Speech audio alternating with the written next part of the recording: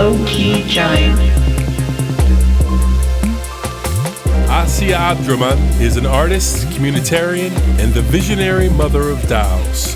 As co-founder of KinDAO and PrimordiaDAO, Asya and her team are showing what the intersection of tech and community looks like. Their work thus far has included dispersing food to the unhoused population, securing equitable land ownership, and much, much more. Her vision of the future is one of power, which belongs solely to the people. My earliest childhood memory with technology was when my dad would build computers, and I was in elementary school, and he would take me to trade shows in Silicon Valley, and there would be a whole bunch of green motherboards and these things called microchips. My personal experience in the tech sector began in childhood when my dad was building networks, systems for the large companies that exist now. So Intel was around back then. And so at those trade shows that I mentioned, I was really irritated as a child because I'm like, what are these tables and what are these things? And then my dad would tell me, the future work should be robotics. So if you want a solid career, you should go into robotics. And I was a rebellious child. And so I went into the arts and became very anti-technology. Anti-technology.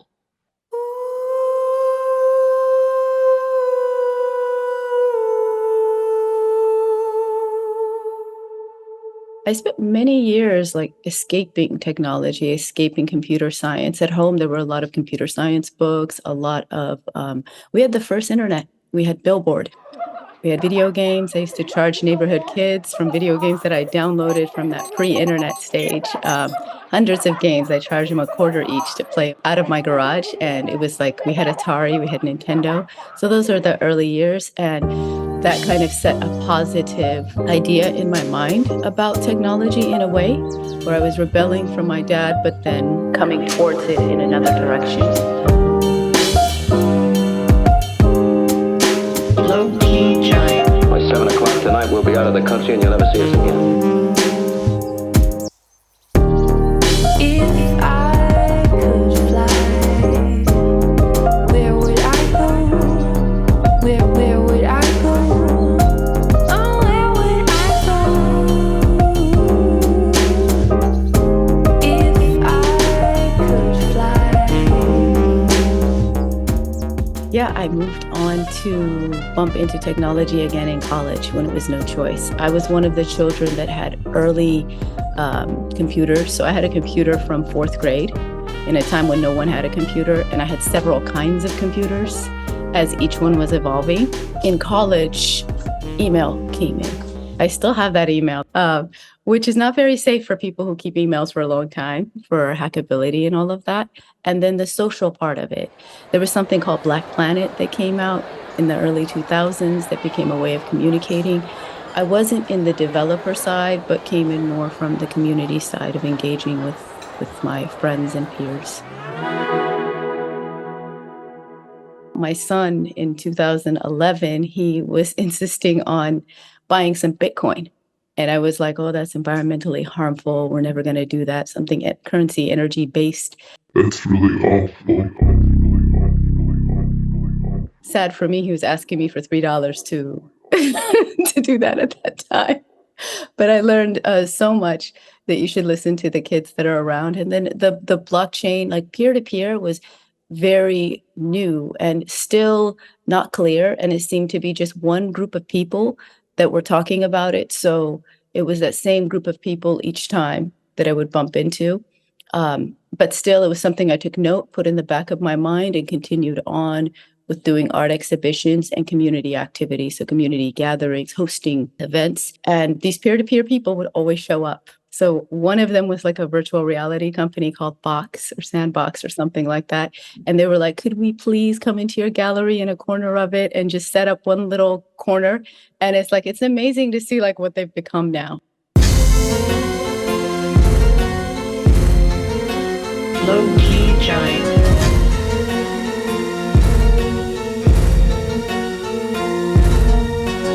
Fast forward to 2016, I had an art exhibit at Museum of African Diaspora. And in that exhibit, on the first floor, there was an exhibit called Digitalia, and Lady Phoenix had curated that exhibit. And we hadn't met yet at that point.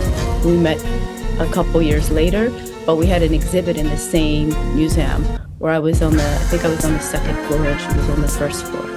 And so, and I was curious to see all of that digital artwork, and all of those years being early in computers, I was making digital art since I was 8 years old, from paint to all of these things. So I already had the foundation and didn't think anything of it because digital art wasn't considered an art form at the time. Lowkey Giant. My thoughts on the blockchain, crypto, NFTs. It is the next evolution in how people and humanity can engage while giving credit where credit is due. So NFTs, to me, is a way of documenting who is the actual owner or who is the actual creator, and not as a thing of gatekeeping, but giving credit where credit is due. Giving credit where credit is due. Because throughout time and throughout history, it is the taking of credit from the creators and from the makers that creates oppression. And so the people that can hoard the most knowledge, the people that can hoard the most creativity, the most assets, become those in power. And so how this relates to community is how to distribute assets. Giving attributions and credit where credit is due is very important, because in erasure, there is a form of subjugation that happens to humanity. So when people say you created nothing as a community, when all of society is based on your creations, but you're erased out of it, your ideas come in, it is your music, it is your science, it is your culture, it is your food, and then companies start to make wealth off of that. You know, for example, like KFC. Imagine if the originator of that recipe had that as an NFT. I don't think that the KFC company could have taken all of that wealth from that person. And there would always be royalties returning to that person.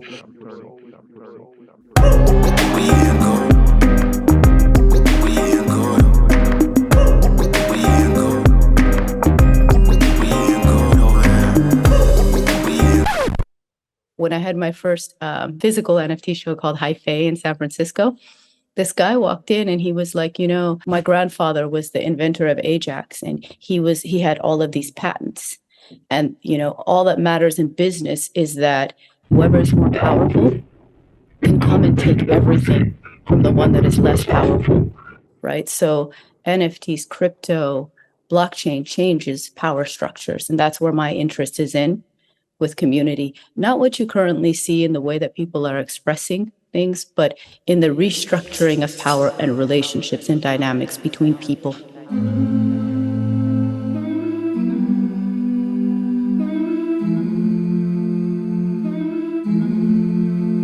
Well, DAOs can live on paper. They don't necessarily need to be on the blockchain. But what's beautiful about DAOs is that you don't want to do it on paper because there's so many calculations that you would need moon math people on your team to even keep track of everything. Missile and internal DC. Affirmative. Pressurization complete. Affirmative. DAOs, as in decentralized autonomous organizations, are the way that human societies organized as they first were at the dawn of humanity. They organized as decentralized autonomous organizations. Voluntarily, people can come in, work together, decide that they will do this project or do this mission together. They will hunt together, or they will do whatever within their imagination. It can be a business, it can be a club, it can be, it can be anything that people decide to be. The purpose of DAOs is, one is asset management. There's some sort of wealth that you have collectively that you guys want to manage. Whatever that wealth is, even if it's cultural capital, whatever it may be. So in this terms that we're now in is like, we would say NFTs would be the assets that you would hold, or cryptos would be the assets that you would hold. But it could go much further than that. It's not limited to just these two terms, right? So asset management. Then the other one is governance. So how the community decides to work together and decide what they're going to do with with what it is that they have. So imagine there's a legacy left over. So like say Prince, he left this whole archive treasury behind. If the family was organized as a DAO, then they could take care of that estate by voting on what they decide. All the people that surrounded Prince could have a say. Everyone that played music, every band member could have a say in this. So I brought it into that music sense, but DAOs would be for first asset management, then governance, deciding what you're going to do. So DAOs are basically, what are you going to govern? How are you going to govern them? And then the third part of it, which is the most important, is the transparency. Lowkey Giant.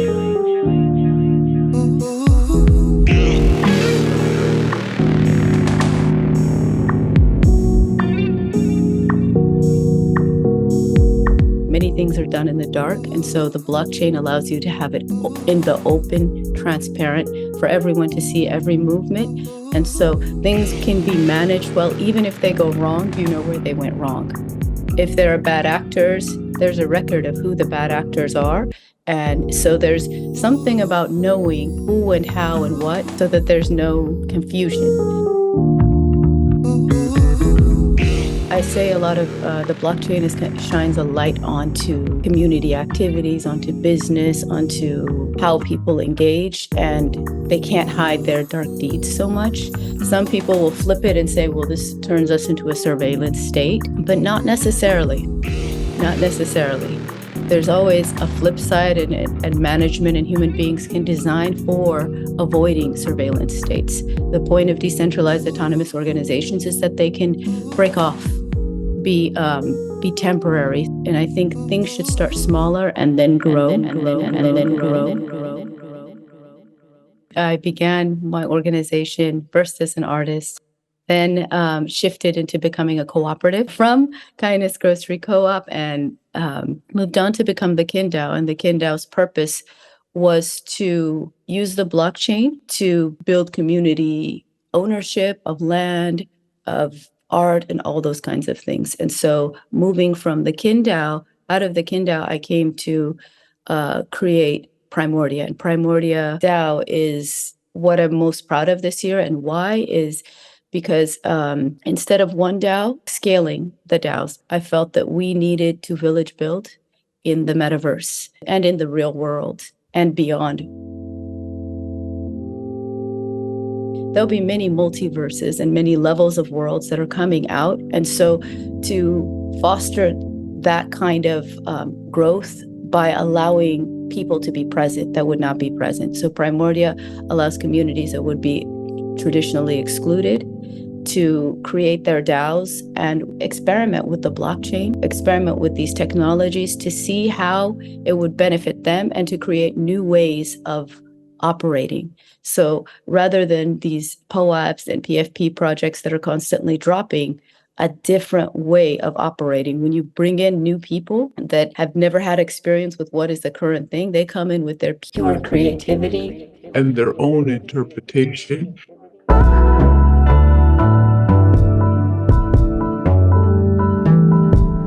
Lowkey Giant.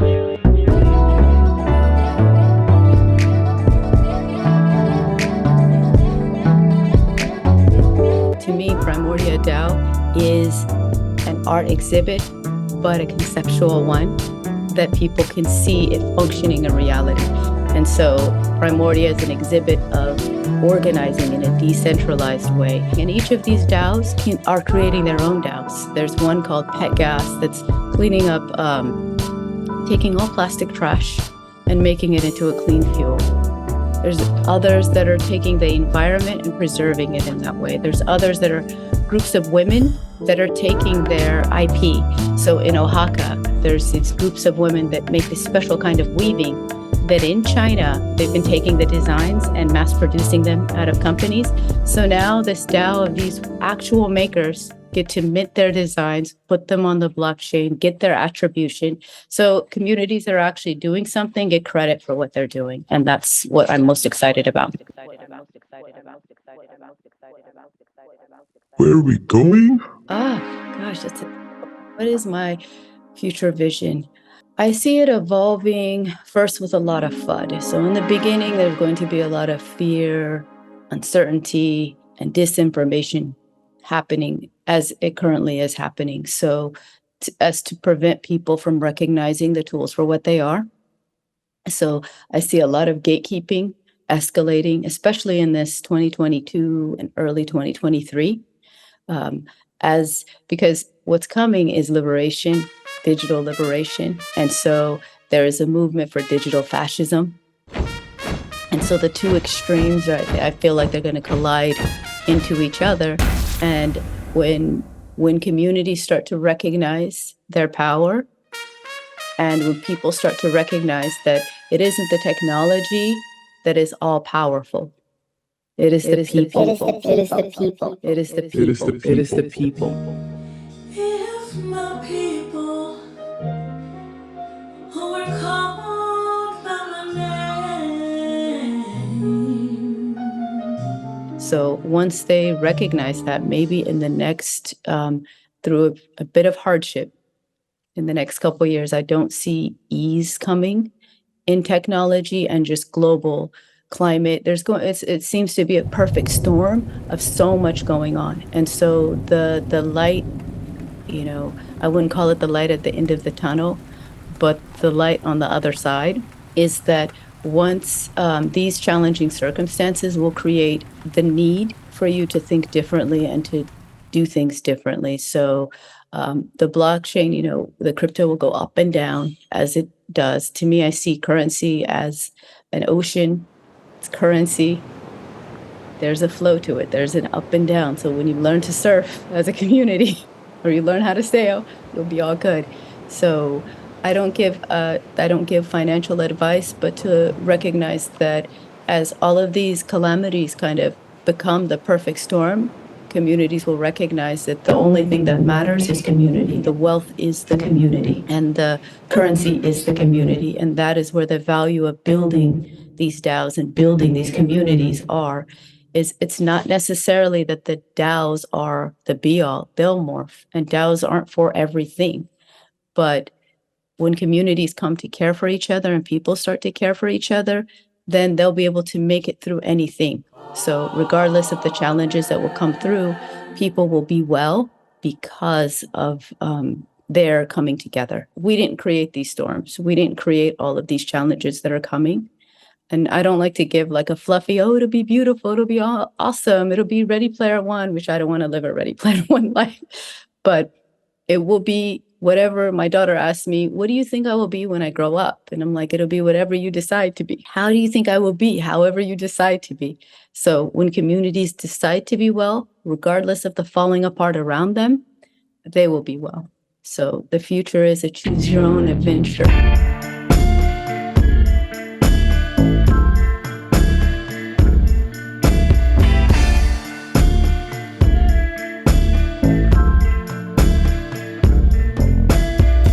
I would like people to really recognize that they are far more powerful than anything that's created, and especially things that are created by people.